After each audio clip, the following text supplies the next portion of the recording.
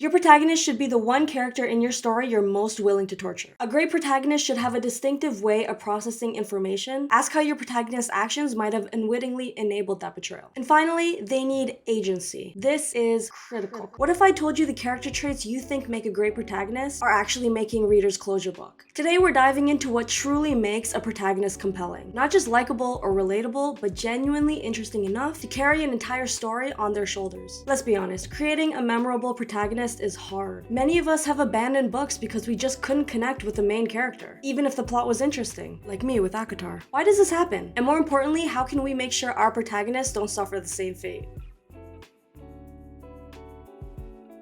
The most compelling protagonists aren't perfect. They're perfectly flawed. Your protagonist needs to have strengths that make them worthy of being followed, but also deep-seated flaws that create genuine obstacles. Now, these flaws shouldn't just be surface-level quirks like clumsy or stubborn. They need to be meaningful character traits that actively work against their goals. Think about it. Your character wants to save their family, but has a pathological fear of conflict stemming from childhood trauma. That creates genuine tension every time they need to stand up to somebody. That's a real flaw with roots and consequences, not just a personality quirk. Now, what's fascinating here is that a character's greatest strength is oftentimes the flip side of their greatest weakness. A character who's incredibly loyal might struggle with objectivity. Someone who's analytical might struggle with emotional connections. This duality creates natural internal conflict. So let's break down some of the core elements that a protagonist needs to make them strong, nuanced, and work within the story. First, they need clear goals and motivations that directly conflict with the antagonist. These aren't just random desires, they're deeply rooted in their backstory, beliefs, their traumas, and life experiences. Now, let's not mistake this for the plot. The plot is an external circumstance that's happening to them. Their goals and motivations should push the plot forward in some ways, or it goes against what they need to do in the plot, and this creates internal conflict. Internal conflicts are those inner demons and contradictory desires that make them human. Maybe they want both security and adventure. Maybe they crave connection but fear vulnerability. They also need relatable struggles that readers can connect with emotionally. Even if your protagonist is an alien or a dragon or some sort of otherworldly species, they should still grapple with universal struggles. Belonging, identity, fear of failure, desire for connection. Your protagonist needs room to grow. This is crucial. A static protagonist is a boring protagonist. I've said it in all of my videos, I'm saying it again. Perfect characters are boring, flat, lifeless dull. Your character should end the story fundamentally changed from where they began. And finally, they need agency. This is critical. This is where so many protagonists fall flat. Your protagonist should be making actual choices that drive the plot forward, not just reacting to events happening around them. They're your protagonist for a reason. Let them make choices based on who they are, even if it completely changes the direction of your plot. This is essentially what a character-driven story is, and in most cases, they're way better. One aspect of a good protagonist that doesn't get enough attention is their voice. How they speak, how they narrate, how they see the world. A great protagonist should have a distinctive way of processing information, and this is especially important if you're writing in the first-person perspective, but it's also important in third-person too. Do they use humor as a defense mechanism? Are they analytical and precise? Do they speak in short, clipped sentences or flowing poetic language? These choices also reveal character. One quick exercise you can try is to write a paragraph describing a sunset from your protagonist's perspective. Now write the same sunset from your antagonist's perspective. If they sound similar, you haven't developed their voices enough yet. Every protagonist needs some form of power or ability that allows them to influence your story's world. Now this doesn't have to be magical powers. It can be